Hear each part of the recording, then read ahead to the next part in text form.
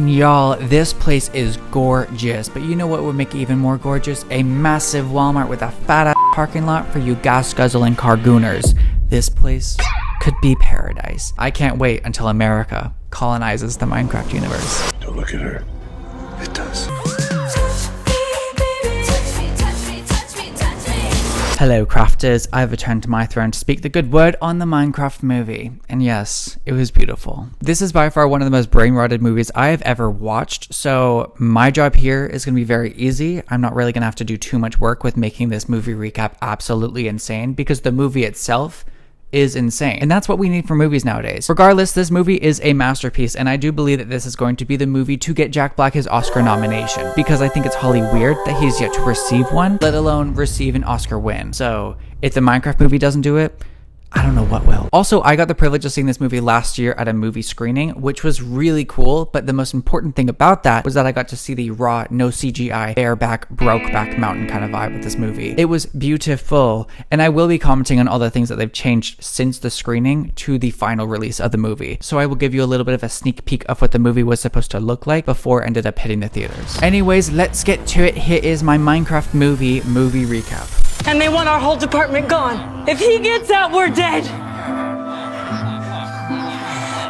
They give us half a life and think we won't fight for it.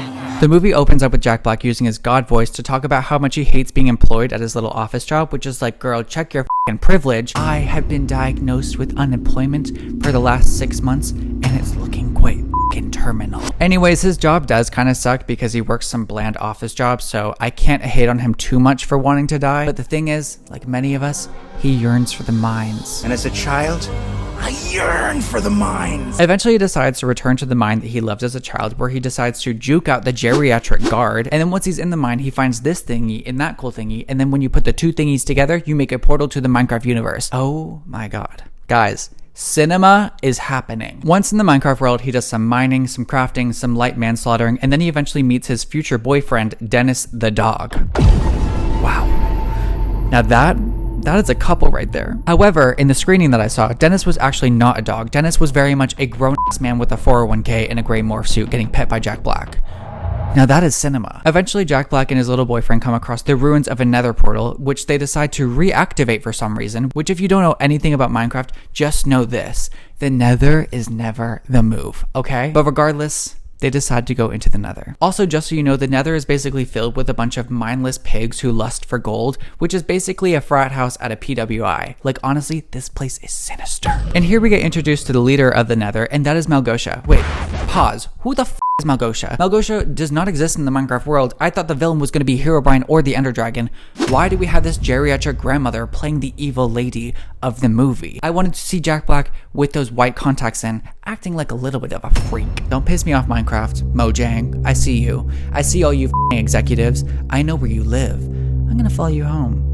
I'm gonna touch you. Also, her accent is all over the place. First it goes from Cockney accent to New Zealand accent, which is like, girl, you're not Mr. Worldwide. Get off the stage, you freak. And once Jack Black is in the Nether, Malgosha steals Thingy 1 and Thingy 2, revealing that Thingy 1 is actually the Orb of Dominance, quite literally the most powerful cube in the Minecraft universe, and she plans on using that to destroy the overworld. And then Jack Black steals the Orb of Dominance back, gives it to Dennis, then leads Dennis out of the Nether, and then Jack Black is imprisoned in the Nether forever. And Dennis is not only able to escape the Nether, but he also escapes the overworld and then eventually gets into the real human world. And once in the real human world, he drops the Orb of Dominance off into Jack Black's home underneath his waterbed.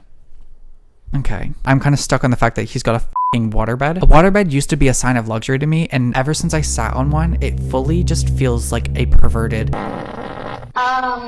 object. If you got a waterbed, you're a freak. And if you're eating your food while watching this video while sitting on a waterbed, ooh.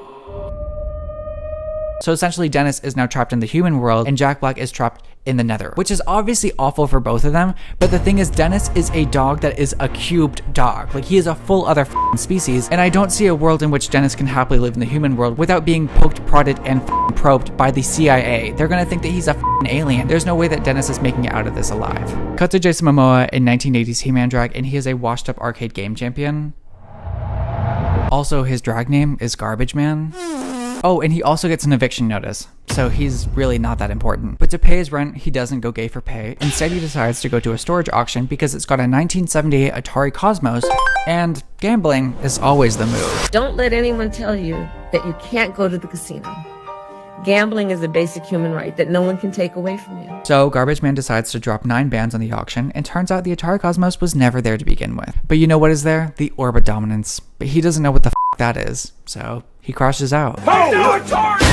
But now we get to meet the 2 least compelling characters of this entire movie, the orphan brother-sister duo. Guys, you're gonna love them. And you guessed it, the older sister looks 15, but she's playing the role of a single mom because she's renting out a 2-bedroom home in the middle of the suburb. How the f is she affording this shit? Oh, and she's also the social media director of the local potato chip factory, which is like, what is happening? Child labor isn't chic, girl. Go back to English class. You look 15. Oh, also, we get to meet the quirky realtor and remember her because she's quite important. And cut to the next day, and teen mom over here threatens to kill her younger brother by offering him a tater tot pizza pie, which is like, that thing could clog the arteries of the healthiest Olympian. You're gonna give that to your little gamer boy brother?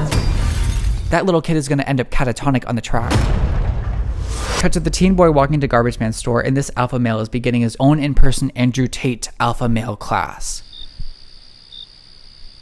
What is the goal of that, sir? Get a job. Get a fucking job. Moving on to Chugless High School, and we get to meet the most iconic character in this cinematic masterpiece, that is Principal Jennifer Coolidge. By the way, Principal Jennifer Coolidge is recently divorced, and she wants the world to know it. Also, let's put some respect on the PE teacher because I fear that might just be the future that comes for me. Financially, I'm living in a nightmare, okay? It feels almost prophetic seeing him in this movie. And then we get to see that the teen kid is some super genius show off because he creates a jetpack in the middle of class, which then glitches because the teen bullies decide to sabotage this jetpack, which then eventually leads it to exploding the potato chip factory. Oh, Diva, you might be on a list. You might be on a triple letter government list after that. And due to this attack on American soil, the teen boy is now expelled, so he decides to call up Garbage Man to pay him to pretend to be his uncle so Garbage Man can pick him up from school. Okay, that's a plan. That's certainly a plan. And when Garbage Man pulls up, he looks directly at Jennifer Coolidge, and that sends a thunderbolt down her bean. Skunk spray or licorice? You ready?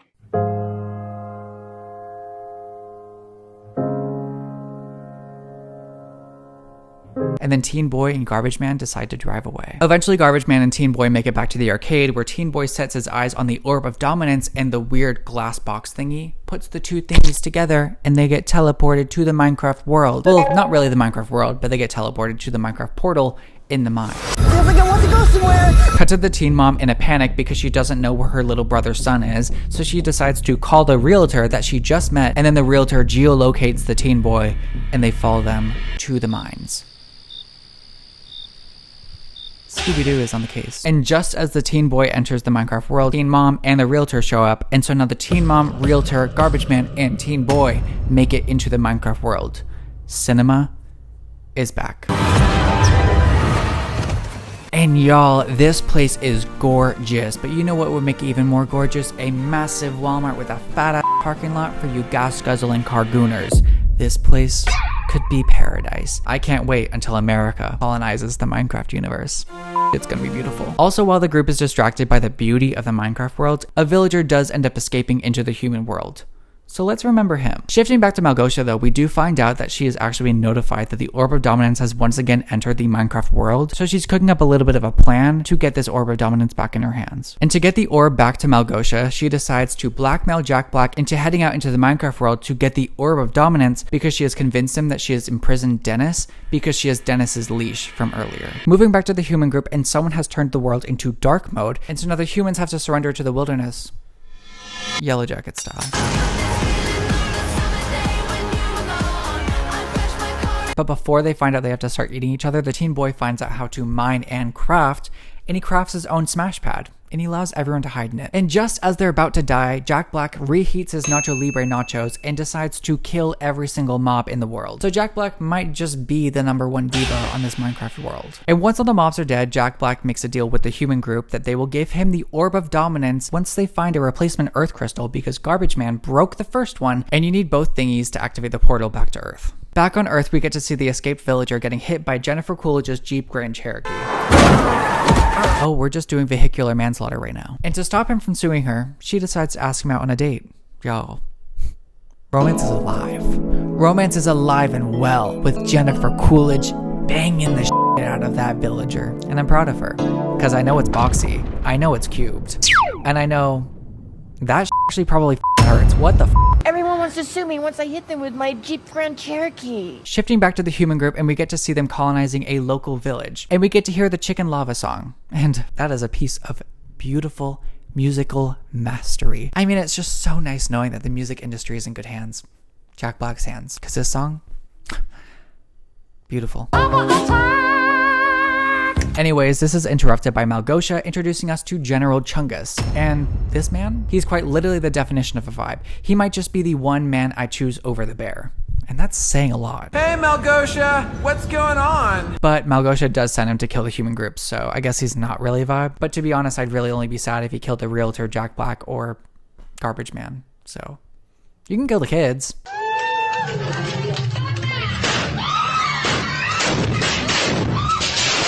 Moving back to the village, we get to see them doing some light crafting, and we see the teen boy making a tater tot launcher, like a full-on gun, using a stale tater tot from the tater tot pizza pie at the beginning of the movie. Dude, what the f are you doing with a tater tot in your pocket, you disgusting foul child? No. No. No! And while the teen is doing some more crafting, Garbage Man decides to pull Jack Black aside to then blackmail him into detouring them all the way over to the diamond mine because Garbage Man is broke and he's a flop and he needs the money. And the only reason why Jack Black falls for this blackmail is because Garbage Man has the orb of dominance. But as the deal comes to an end, General Chungus invades the village and chaos ensues.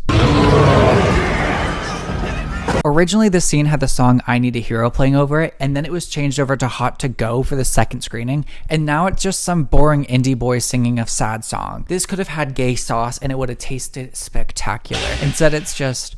That's all it was. It was giving absolutely nothing. It was giving, maybe we should put the swords down and hug it out, instead of the absolute vibe that Hot to Go could have brought to the table. We lost a great scene right there, guys. But due to the chaos, the group does have to split in two, with the boys putting on some wings and flying to the diamond mines, while the girls actually stay back at the village and fight.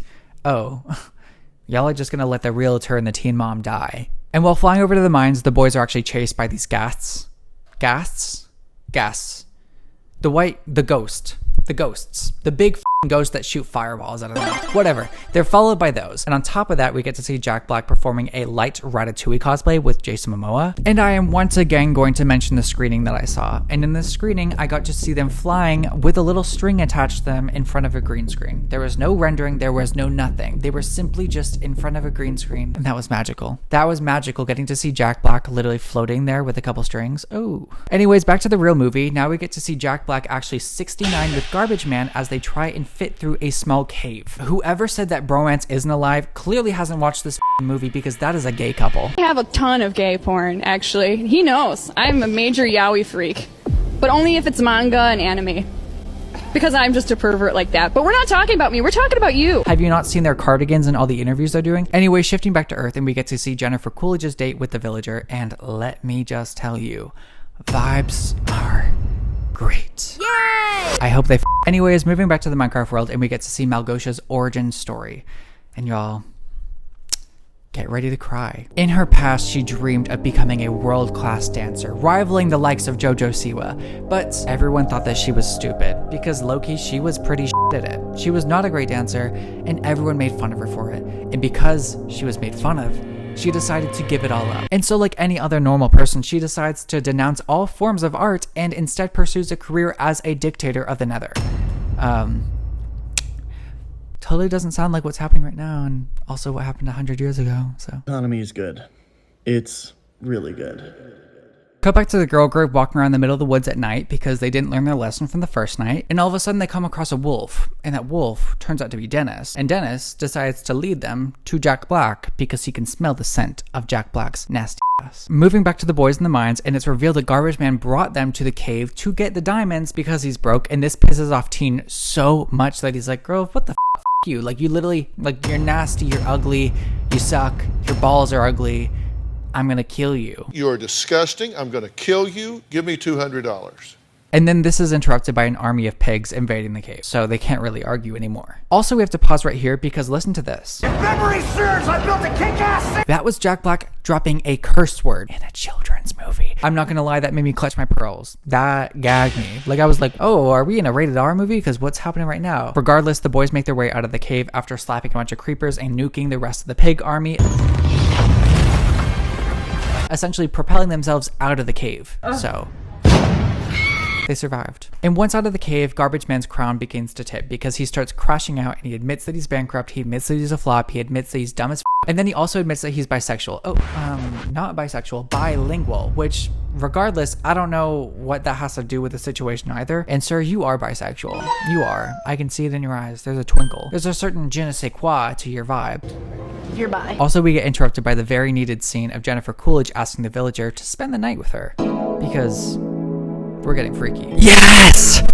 Yes! Love is in the air, and that love is produced by Jennifer Coolidge and her pheromones being shot at a blocky villager. This is stupid. I want to talk about vagina! Shifting back to the boys, and we see them arrive at the Woodland Mansion to pick up that crystal box thingy for the Orb of Dominance to allow them to teleport back home. And their plan for stealing the crystal box thingy back from the pillagers is by having Garbage Man and Jack Black go in, distract them with a little concert, a Coachella concert if you will, while Teen Boy sneaks around the place and finds the crystal box thingy. Good plan, honestly. Eventually, this plan falls apart when the pillagers force Jack Black to reheat his already reheated Nacho Libre nachos and then forcing them to do a boxing match with the chicken jockey. Chicken jockey! And while the Nacho Libre nachos are currently being consumed, the little teen boy finds the crystal box thingy, but just as he finds that, an Enderman shows up. And then he fights the Enderman, kills the Enderman, and then he gets an Ender Pearl. And remember the Ender Pearl, because it will come back. And once the pearl is secured, they eventually leave the mansion, but just as they leave the mansion, Malgosia pulls up and steals the crystal box thingy and the Orb of Dominance. So,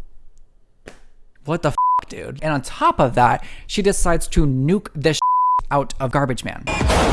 So Garbage Man is gone. No more Garbage Man. Only Teen Boy and Jack Black make it out alive. And just barely, because then they crash and everything fades to black. But while the screen is black, we hear licking. Who the is licking someone right now? Turns out it was just Dennis. Woo! And along with that, we find out that the girls actually saved Jack Black and Teen Boy. So at least we have 2 survivors. Garbage Man might be dead, but at least the girls have united with the boys. And we got the interspecies couple to reunite. So I guess that's good. But just as the vibes start getting good again, Malgosia decides to turn the world back to dark mode and she begins her overworld domination. We couldn't have like one moment of like happiness right there. We couldn't have just enjoyed the vibes for a little bit there, Malgosia. Instead, you had to the vibe severely. You pegged the vibe. You pegged it so bad. I don't even know if the vibe can stand up anymore after you pegged it that hard, Malgosia. Bitch. Cut to the war starting and iron golems are slaying pigs. Teens and their teen moms are committing pig slaughter and life is just beautiful. And just when you thought it couldn't get any more beautiful, Jack Black pulls up and starts fighting Malgosia. Oh my god. This is cinema. Sit your ass down. Cut back to the teen boy using his Ender Pearl to teleport back up to the Orb of Dominance because it's in this weird tower, but regardless, Teen Boy finally gets up, and just as he grabs the Orb of Dominance, he gets shot down. Oh, I thought it was gonna be easy. But you know what? As the Teen Boy falls to his death, he lives. Because Garbage Man comes in, picks him up on a fucking flying gas, and then Garbage Man shoots the tower down with a bunch of gassed fireballs. Oh, gag. So we just took the Orb of Dominance, Teen Boy is saved, and we just resurrected Garbage Man Jesus style. Oh. Gag. I didn't think movies like this were gonna be made anymore. Like, they're just so beautiful. And I just really like this movie a lot. Like, it's just...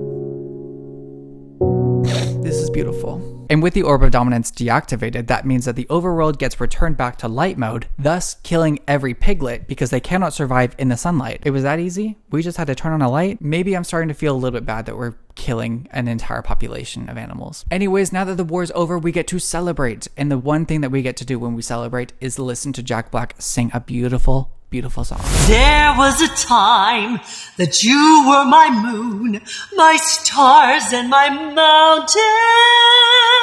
Go now, legendary wolf of my dreams. In this song, he bids farewell to his boyfriend Dennis as Dennis is about to move in with the realtor. Which, why the f is Dennis going back to the human world? That man is literally gonna get poked, prodded, and probed, just like I said before. We also get to see Jack Black and Garbage Man embrace in a romantic goodbye. The tension is there. There is tension. You might not want to admit it, but I feel it in my bones. But wait! The teen mom tells Jack Black, hey, you can always bring the magic of Minecraft to the real world. And somehow those words are the words that Jack Black just needed to hear for him to leave the Minecraft world forever and move back to the real world. A couple months pass after the war, and Jack Black and Garbage Man decide to pull a Bert and Ernie if Bert and Ernie decided to own an alternative arcade shop. Along with that, the realtor has finally ditched her job in real estate and now it parades Dennis around the world as if he's some f***ing show bunny. This is exactly what I was warning them about. This is animal exploitation at its finest, and no one seems to be trying to save Dennis. On top of that, the teen mom teaches self-defense classes, and the teen boy has finally gotten his jetpack to start working. And then the movie ends, guys. Right there. That's it. Oh wait. We actually get a post-credit scene of our favorite principal, Jennifer Coolidge. Okay. Oh, Miss Coolidge, it's so nice to meet you, and then he urinated on my foot. I'm sad. And here we get to see Jennifer Coolidge's ex-husband, the PE teacher, by the way, which I was not expecting. Like, I was kind of low-key gagged by that. But we see him stumble upon Jennifer Coolidge and the villager mid-munch session, and then we get to hear the villager speak, and you would not guess who has the privilege of being the villager. I'm gonna wait a second. Put in your votes, all. Matt f***ing Berry, aka Laszlo from What We Do in the Shadows. You really are the most devious bastard in New York City. Oh, and the two of them also get married. And then the movie finally ends. Oh, wait. Actually, come back. We actually get one last post-credit scene. In this one, we get to see Jack Black walking up to his old home, and then he knocks on the door, and someone's living there. And guess what? This diva has orange hair. I'm sure you can guess where I'm going with this, but he says, who are you? And she's like, well, I'm Alex. Oh, aka the other starter skin in the Minecraft world. He met the other Minecraft starter. Y'all, are we going to get a sequel? And who's gonna play the redheaded diva? And now that scene was not in the Minecraft screening I got to see. And that low-key gagged me. I was like, oh, this puts a whole new context on this movie. This means we're definitely getting a f***ing sequel, for sure. And then the movie ends. Dick and jockey. And that movie was a cinematic experience, even though I had to on my iPad. Oh, I actually should be cutting that out. I did not do anything illegal while trying to watch this movie. I went to my local AMC and watched it. I love the US government. But on a more serious note, we do need to petition the Academy to give Jack Black an Oscar nomination for this performance, because quite frankly, I'm kind of concerned that he hasn't been nominated in the years that he's been working in Hollywood, and I think it's Holly weird that he has yet to get any nominations. Anyways, I love this movie so much. This movie actually was so stupid and fun at the same time. Like, we need to get back to having movies that are stupid, fun, and enjoyable, because quite frankly, I'm kind of getting pissed off with the amount of movies that are so goddamn expensive and they're not even fun. They're not even fun. Like this, I understand. It's not like super serious drama vibes, but genuinely, I was giggling, I was laughing, I was ready to have a good time. And you know what? When I finished that movie, I went out on the streets and I partied, I danced around, I had fun. That's what movies are meant to do. The movies are meant to bring happiness, and the Minecraft movie brought happiness to millions. It did. It fucking did. I'm sorry, but it's true. Thank you so much for watching. I make movie recaps every 2 weeks. I don't really know what my next video is going to be, but I'm working on it. So fucking chill the out right now. Like, subscribe, do your thing, make the video blow up, please. I need the money. And thank you so much for watching. Bye.